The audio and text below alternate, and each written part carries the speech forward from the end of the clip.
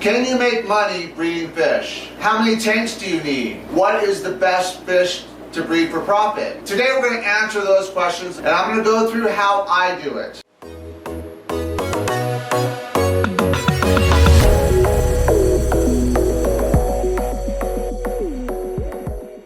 So I'm going to break it down into 5 stages. Now these are the 5 stages I use to make a successful breeding program, and I'm going to use discus as my example. Now you can use these on any fish. I literally have people come from 2 or 3 states away that drive here and they pick up my fish and they buy them by the hundred. You know, the thing is if they're going to come here, I'm willing to sell them 100 discus for 10 bucks, 7 bucks, 8 bucks at 3 months old. Couple inches. Now, could I get more by selling them individually? There's no doubt, 100%. But my time is so crucial, so I cannot spend the time shipping fish right now. Now, maybe when I get bigger and I get employees, it's something I can do. But literally, I have people come in, they buy 100 lot. I even take them to my local fish store, the Waterfront, SLC. With the fish store, they're probably not going to buy 100 discus. They're going to probably buy 25 to 30 discus. People that are buying 100 are reselling them for a profit. And I understand that, and that's why I give a great deal. But for me to have a tank full of discus and be able to sell that tank in one day for $1,000 or $700, $800, it just makes way more sense to do it that way. Now, I want to talk about stages. So this tank I consider stage 1 and stage 5. Now, the reason why I do it in stages is because breeders are not meant to breed forever. So they have a breeding time period where the female is viable and lays eggs that are healthy. But you cannot breed discus for years and years and years. So you have to have a cycle of new breeders. Now I want to talk about this tank here. And for those of you who are breeding the Amazon breeding water kit, this tank is the perfect example. These guys are proven. They've had 6 or 7 amazing spawns at about 150 fish per spawn. Healthy fish. These guys right here have had about 7 spawns and have had probably a total of 8 fry. 6 spawns, they had 0, okay? That was in my old breeding water. This spawn, they had 7. Now, when a discus pair have 7 babies, they're not gonna take care of them. For one, they're not darkening up right, they're not feeding the fry, and so they're not gonna be a successful pair. Now, I wanna say something. Just because you get my breeding water, there's a lot of other factors that come in. Temperature, water flow, diet, female viability, male attention span, okay? There's so many other critical issues that come in besides water, but if you have the right water and everything goes perfect, you end up with this. So every now and then we get a pair that just right off the bat is just amazing, but that is a rarity, okay? You do get the pair that have a spawn like this their first time. Doesn't happen often. So these guys are going to be fine because now I know the female is viable because she had 7 babies. Now they didn't make it, and that's okay. So there's nothing I can do to help a spawn be successful. Now what's going to happen is when you first start, you think you're going to go in, you're going to monkey around with it, you're going to help, and you're going to scrape off the fungus eggs and stuff like that. I'm telling you right now, you start doing that, you're going to be in trouble. Nature has to take its course. It's the only way. And trust me, when I first started, I tried everything to try to help. Now what happens is, I just set up the perfect conditions, and I'm patient, okay? So, don't think you're going to buy my breeding water kit, and then all of a sudden it's going to be magic, right? Too many factors. But I know that condition is perfect now. I know if you start with pure water and you add my kit, you're going to have the best example. And I want to say that the rams that spawned in it, the sterbies, the angelfish are spawning right now. The rainbow fish can be successful in tap water. I had someone comment that they tested the water and they have soft water. So their pH must be low.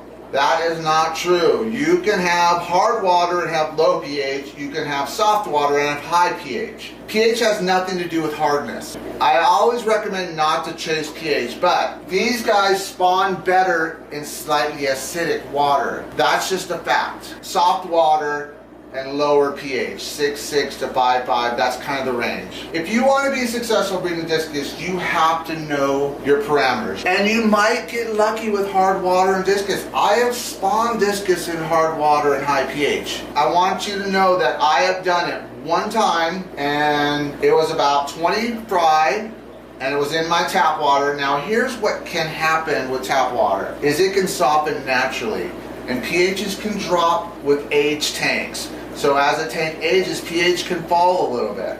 So it might have been one of those things that was just a fluke. This is stage 1, breeders. Also, stage 5, fry. So let's feed these guys. If you want to be successful raising baby fish, especially discus, you have to hatch baby brine shrimp. This is the perfect food for discus because it's live, so it has a lot of nutrition, but because it's raised in salt water, you're not going to get any transfer of disease. I want to talk about these hatchers. I've been saying I'm going to launch them for a while, and these have been over a year, and I figured out the issue with the adhesive, but the problem now is the tariffs.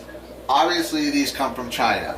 The tariffs have kind of shot this in the foot a little bit, and I've tried to buy them local and tried to find something local here. No one produces anything like this here, but here's what's happening now. Not only has it gone up 400%, but now the lead time is 2 to 3 times longer, which to me tells me production shut down, and if you make an order, they'll make it for you at that price, but they're not going to just have it laying around anymore. Now this all could change, and I thought because of the new deal that they came up with that these would come down.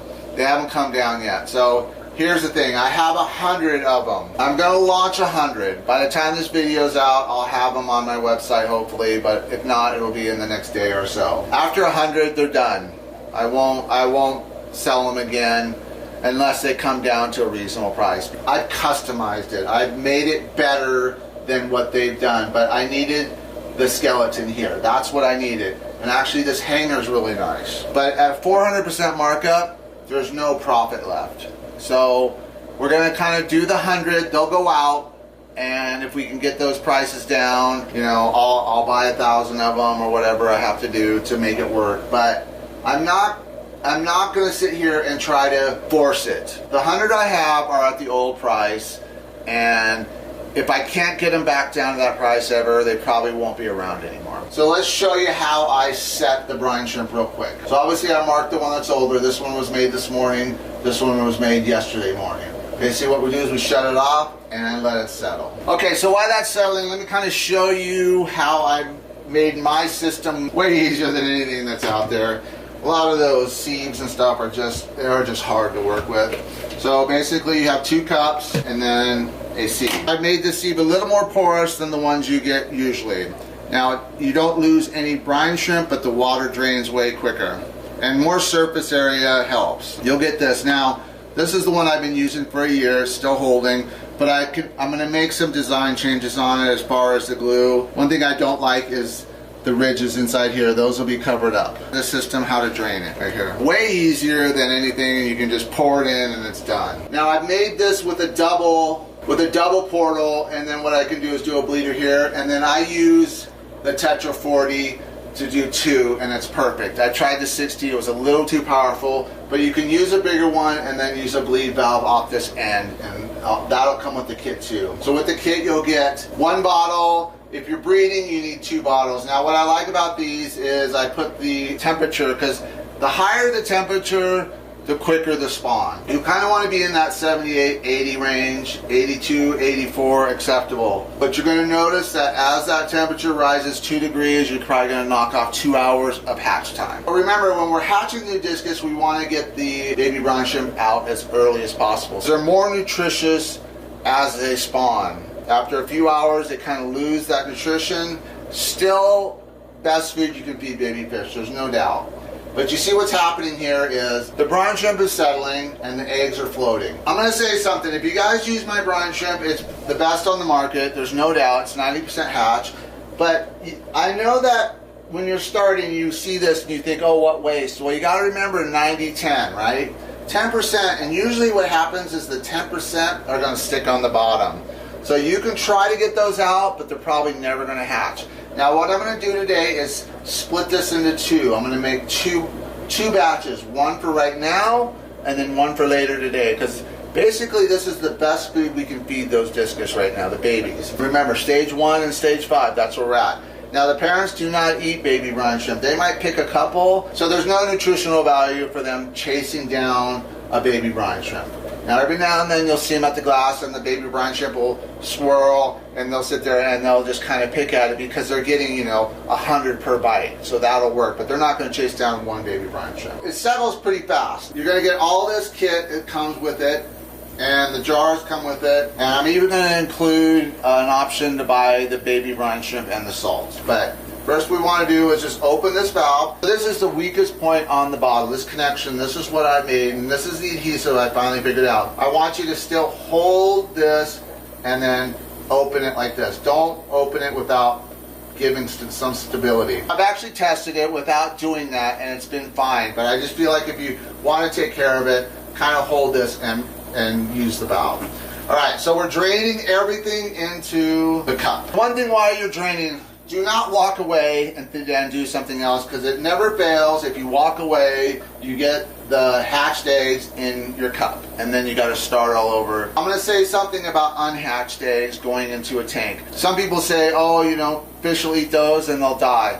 Never happened to me in my life, and I've been feeding this stuff for 30 years, and if there's an unhatched egg, I put it right in the tank. I don't even care about it. So just personally, it's something that I have never seen a fish die from eating anything out of this jar, and nothing but positives. One thing I like about this is I wasn't sure about the black, but what that does is it makes settling go quicker because the light is hitting here and the brine shrimp are attracted to the light. But also what's happening is I know that once this gets to about under this black, I can shut it off.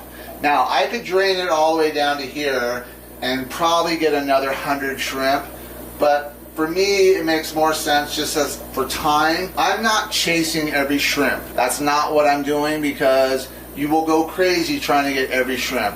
You have to let some go and go down the drain, because you got to figure, what, you got probably 100,000, 500,000 million, I don't know how many brine shrimp are in there, but it's just solid brine shrimp. So see here, you can see the egg line, and this is what I come out with. This is in salt water, and I take these out. Cleaning your bottle. This looks pretty clean. If you want good hatches, you have to clean your jar every day. Now it takes about 30 seconds, if that, but what'll happen is you'll think it's clean, and in about 90 days your hatches will just go to crap. Clean the edges. And then that's why I came up with this brush. Believe it or not, I've had this brush for a year. Total cheapo, right? But it comes with your kit.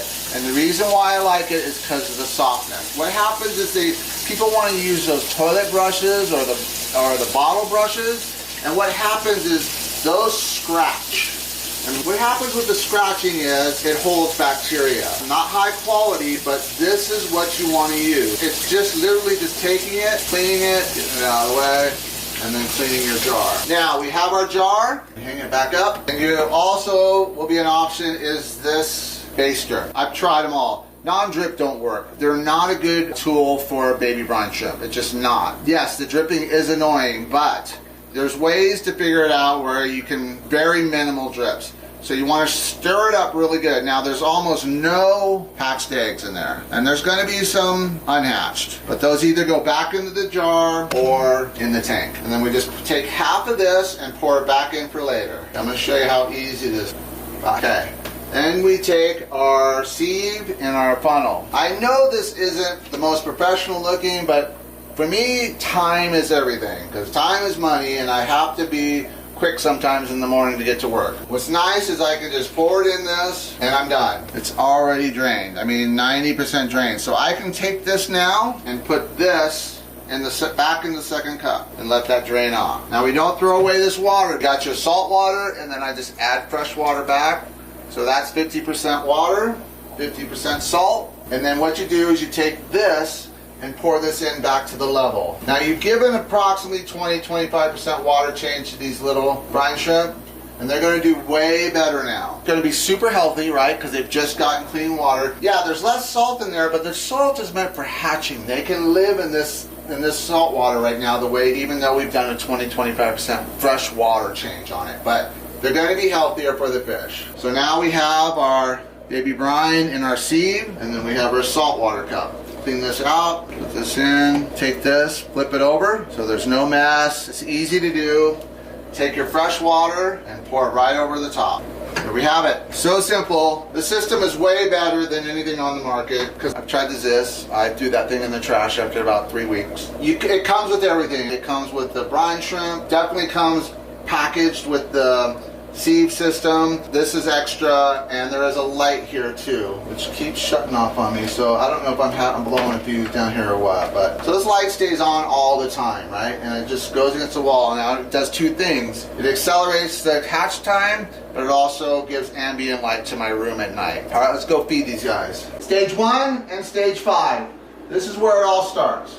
Now, if you were just to stick with this, it would be hard to make money, right? Because we have to go to 2, 3, and 4, and I'm going to show you that in this video. I highly recommend you feed with a baster. Do not pour a bunch of brine shrimp in here. We're still trying to keep this tank stable. We got 150 fish in here, and sure, they're babies, but you start dumping stuff into their tank, they're going to have issues. And that's where bacteria problems come up. This is where the no drip thing is not a problem. So I take it, empty it into the bulb, squeeze the bulb, and then go back in, grab more, and then you can even do a third one. And that's probably what I'm going to feed this tank. So you see what happens is it fills back up, put it in. You want to clean that bulb out with hot water because you do not want to leave brine shrimp in there because they will rot. And it stinks, okay? It stinks when they rot, so you don't want to do that. So I just kind of get them in, and you're going to see them kind of go to the baby brine shrimp and start eating. All right, so that is the feeding for this tank. The parents. What do the parents eat? Females. When they lay eggs, they put out so much energy. They're actually giving almost everything out of their body that they can to lay this many eggs. We have to take care of them now. It's important. Water changes every day. Small. 10%, 15, 20% max. But we want to do water changes, small water changes every day, because we don't want to start dropping the water because that stresses out the parents, it'll stress out the babies, and I've had big water changes and the parents turned on the babies. So we just want to do small water changes every day. We're still using the breeding water. We do not change the babies out to tap water until they get into their own tank. We don't want to stress these parents out at all. Now, these parents are great parents and they know me well and they greet me every morning, and I treat them like the king and queen they are because they make me a lot of money. So I'm going to do everything to focus on this tank and make sure they're healthy. Now, what are they getting today? Today I'm going to feed them blackworms. The blackworms are going away, the Australian blackworms. I can't get them anymore. And especially now with the tariffs going on, I don't know if they'll ever be coming back. I have a line on some California blackworms, which I feed, but I feed a lot of the tubifex worms on my website. And it's just a great deal. But I understand how people like these because I love them. Babies have been fed. Everybody will get a water change tonight in this tank. But stage 1 and stage 5, we need to take care of both stages in the same tank. Now these babies are almost ready to be pulled. I'll probably pull these guys in about 7 days, 10 days max. As long as they're swimming around with the parents and everything's good, they're not really messing with the parents anymore, and they're getting that baby brine shrimp because you see them dispersed. That's the baby brine shrimp. So it does two things. Helps them grow and then gives the parents a break. These parents get very stressed out, and I've actually had times where the babies were so aggressive because they weren't getting enough food where they actually put holes in the sides of their bodies. If you're going to breed discus, it's something we need to look at the tank 3 to 4 times a day. Are the parents okay? My first goal is not the babies. I check the parents because those are your little money makers. They will make you tons of money, but you have to treat them that way. Now, the babies, very important. They have to be fed and taken care of. But at this size, I really can't look at a fry and see if there's any issues going on. That'll come later in about a month when they're in their own tank. But right now, my focus is on these adults. These guys right here. Amazing fish. 7 failures. They have to figure it out. I can't stress that enough. There's nothing you can do except for maybe take off bright lights and feed them good diets. I mean, just the stuff we should be doing anyways, but they have to figure out the process. And sometimes it's the male. He gets distracted and does not fertilize. Sometimes the female, I've had them where they just were not viable. They just were not viable and they just never had a spawn. Laid a lot of eggs, but they never had that spawn. So we gotta take care of these guys too. Now I really like this 55 double breeding tank, because what happens is when they laid their eggs, within hours they laid their eggs. Something is in the water, got them spawning. I could have tried to pull those 7 fish, but I'm a big believer in let nature take its course, because they weren't taking care of it. And I can tell, because if you look at those guys, they're dark. You look at these guys, they're light. They never went dark. So that tells me that they were not going to take care of those babies.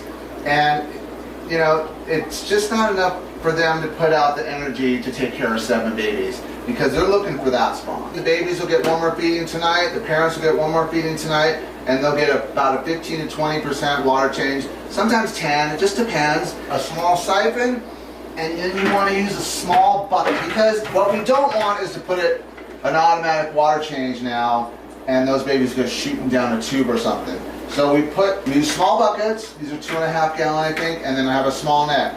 Now, out of the 10 water changes I've done out of this tank, I've had 1 baby that came through and I netted them and put them back. So I have the small net there too. And I just use these pecks with a tube you get at Home Depot, wherever, or I get these at Ace Hardware because they're cheaper. And that stays here. So stage 1, stage 5. These fish have got to be too big for baby brine shrimp, right? I mean, they're hitting that 2.5 inch range, just under 3 months old. There's no way they're going to hunt down baby brine. Baby brine shrimp are fed to stages 3, 4, and 5. 1 and 2, we do not feed baby brine shrimp. So these guys get it. What happens is the glass gives reflection and the baby brine shrimp congregate on the glass and the discus pick it off. But at this size, definitely. They get baby brine shrimp, and they get a lot of it. They got little bigger guts. Good, one more. Can't overfeed this stuff. They will never bloat on this stuff, and they'll just hunt it down for hours. Good. But also, we are growing fish, so not only do we want to have this food source in there for a couple hours, we also want to put something else for them, and they're going to get, what's today? Protein Plus. So the Protein Plus, meant for the bell system, but you can also just feed it like regular food. Now I hear people all say all the time that discus shouldn't eat off the top. Baloney. Discus eat off the top, they eat off it anywhere. They eat the bottom, the middle, they eat everywhere. But these guys get water changes every day, about 80%. So I can put a lot of food in there and get these guys growing because I know that they're going to get a water change later. This is actually probably the most crucial part, because this is where you're picking your future breeders. This is how we make money breeding discus. It's this stage right here, and there's some beauties in here. That guy right there is like, that's going to be an amazing fish. I know that already. And the thing is, it's like fine wine. The older they get, the better they get. A lot of people see just brown fish. I don't. I see all the details. I see everything, right? I see the good eye color. I see the turquoise rim. I see everything I'm looking for, I see in these fish. And there's 13 of them. Now, here's the thing. Grow these fish up, cut them in half again, take 6 of them, and sell 6, and you make even more profit. So this is how we keep the money flowing in, but also keep our breeding stock going. All right, let's move on to stage 3. Stage 3, by this time we've actually made all our cuts. So these guys are up and comers. But saying that, I might still make a couple cuts. Like I see some twinsies in here. Right, there's my one leucistic. Out of all 2,000 fish, I got one leucistic, so I'm pretty happy about that. And I bought this one. This is an Ika. And then even the stuff that I buy online at Myrtle Discus, I still cut some of those because they come in and either they're not growing right, or there's a small defect, or there's something I just don't like. So I usually let those go for cost of what I paid for them. Yes, they will get baby brine shrimp. The nutrition value is still off the charts, and they will chase it down, but also the same idea. The brine shrimp will congregate on the glass in little bunches, and they will sit there and just pick at it for hours. So they get a lot of it. No downside.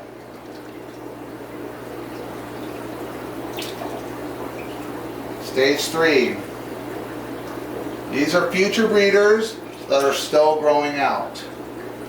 So we need this cycle going all the time to be profitable at fish. Especially discus. And discus are the most profitable freshwater fish by far. Now, I make a lot of money with rams. I make a lot of money with rainbow fish, but not the kind of money I make with discus. So these guys, I just keep going. You cannot overfeed this stuff, guys. It's just amazing, amazing food. And literally they'll be picking at it for the next 3 or 4 hours.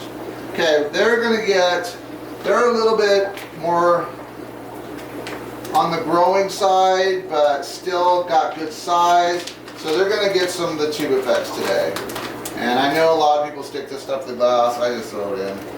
I try not to make it so complicated as far as feeding fish.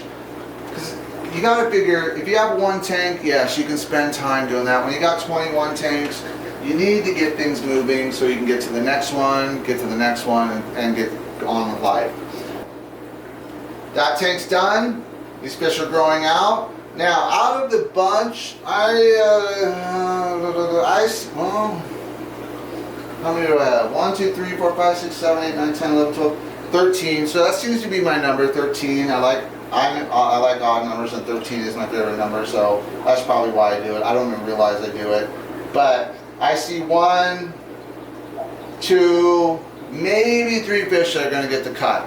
Now these are growing out nice, so I can get more money for these fish.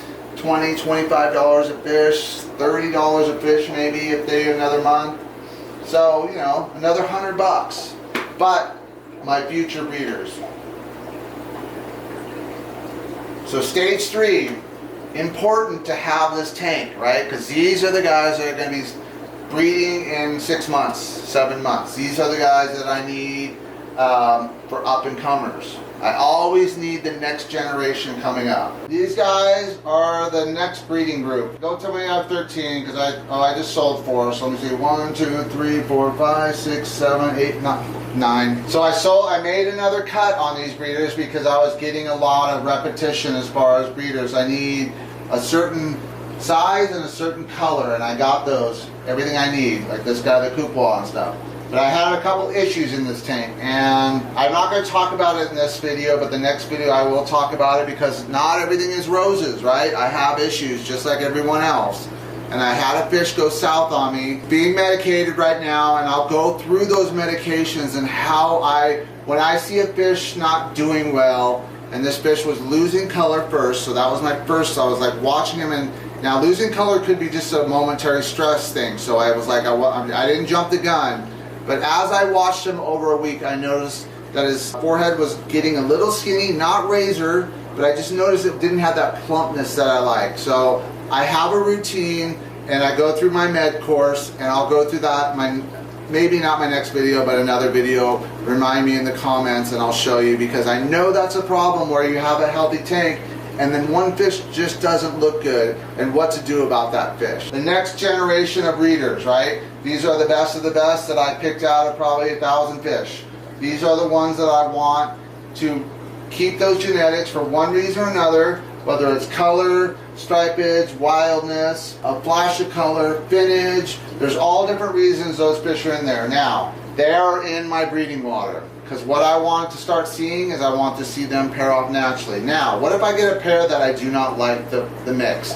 I will split that pair up. But it doesn't happen often because everything in here is kind of what I'm going for anyways. And like if I can get this fish to breed with this fish and get some color into that fish, I'll go for it. Okay, this is the exciting part because now what I do is I put them in their own tank. And there was a bacterial bloom in here. I want you guys to understand that. Again, not everything goes perfect in here. I have issues just like you do. And I'm going to say one thing about a bacterial bloom, and that just basically looks like a fog in the water. You cannot water change yourself out of this, right? This is a filter issue, a bacteria issue. This is not a water quality or water issue. You still want to do your water changes, but what you're trying to do now is add filtration or add media. Because probably what happened is maybe a filter didn't cycle right or something went wrong and I just didn't notice it. I did remember this filter was at a low trickle and I changed that. And that might have been it. There just wasn't enough oxygen for that bacteria to thrive. So I added that filter in there, okay? All right, so these guys, do they eat baby brine shrimp? Would you put baby brine shrimp in this tank? Don't waste your time. They're not gonna chase it down. They might pick at a little bit of glass, but 90% of it's going to go to waste. So no baby brine shrimp at this size. This is, a year old. These are future breeders. They need substance in their food. They're not going to go chasing down a baby brine shrimp. So let's feed these guys. All right. So what are they going to get? First of all, they're going to get what I just fell out of my bag. They're going to get Protein Plus today because it's just what I have out. And feed it just like this. Don't worry about feeding off the top. I'm telling you guys, it doesn't matter. There's no such thing as discus getting bloat from eating off the top. That's total garbage. I don't know who came up with that one. That's an internet myth. That's not true. I had a fish blow it out because they ate the wrong food. And rapashi, I tried at one point to feed rapashi to discus in a diet, and it did not go well at all. So these guys are going to get the Australian black worms. Missed it. And same thing. I mean, stick them in the glass, that's fine. That's good for cameras, I guess. But yeah. So they got 3 blackworms and 2 scoops of Protein Plus. The breeding water is just one part of it, okay? That's just, and it's a pretty major part, because you can go through all this and not have the right water and not be successful because you just weren't in the parameters you needed. Now, some of you are lucky and you get the tap water right out of your faucet and it's soft and it's acidic and you can just go right in. Awesome, right? I mean, I come from California where sometimes our hardness was like 600-700 ppm, where it was just off the charts. And that's why I raised and bred African cichlids, because they would thrive. And in California, that was huge in the 90s, so that's what I did. But when I got into discus in California, it was not easy, right? I had to figure out a lot of things, and like there was no internet, so it was books. I read a lot of books. So that tank we were just looking at, with the other pair are picking at the cone right now. So they're going to spawn in the next 2 or 3 days, I know that. They'll probably spawn tomorrow, but if not, the next day. And I made this video for those people that want to make money breeding fish. The females have put out everything they have as far as energy, and they will not be healthy long term if you just keep breeding them because you want that fish to breed. You have to be sensitive to the life of that fish. That fish can live 15 years if you pull it out of breeding mode after a year or so. Now, I've had fish that have bred for up to 2 years. I do not recommend that. I recommend 1 year of breeding, and maybe even like take breaks. You know, give them breaks in that year, because they'll just keep pumping out eggs. And what you'll notice is that at a certain point, that female that used to lay 100, 150, 200 eggs starts to lay 40, 30 eggs. At that point, that fish is done, right? There's no more, it doesn't make sense to breed that fish anymore. All right, guys. I appreciate everybody buying my stuff. It's slowed down a lot because I think the warm weather has slowed the business down. So if you guys can help me out and buy stuff, that's great. If not, I understand. I'm fine as far as, but I'm trying to make this my full-time business. And right now with the downturn and the tariffs and just everything has kind of went south on me as far as making the money I was hoping to get this business going in the next 6 months full-time. Probably not going to happen. It's probably going to take another year. But I'm grateful to you guys, and try the breeding water kit. Now, I made that as a donation because I did not want people calling me and say, you know, they bought 1 kit and it's not working, because that's not realistic. But you're not going to do a water change with my breeding water kit and then have magic happen. That's not how it works. There's too many variables. But it's the key part of breeding fish is having the right conditions, so understand that. And I just want to make sure that, you know, I'm giving the best products, the best advice I can. Yes, I might change my mind in the future. Something might be different, but with this breeding water and all the success I've had since I've been testing it and then stopped and then got back to it, had a lot to do with weather. Could just be that time where that fish was ready to start spawning heavily. But having a fish that didn't breed, or I'm sorry, that didn't have successful spawns but bred and then in the water had 7 babies, to me tells me that it's the fish having the issue. Now, it could have been a water issue before, maybe something wasn't just right, and that's why I like doing the double tanks in the 55, because it tells me that, no, the water's right, that fish is having problems. All right, guys, I appreciate it, guys. Take care. See you in the next one.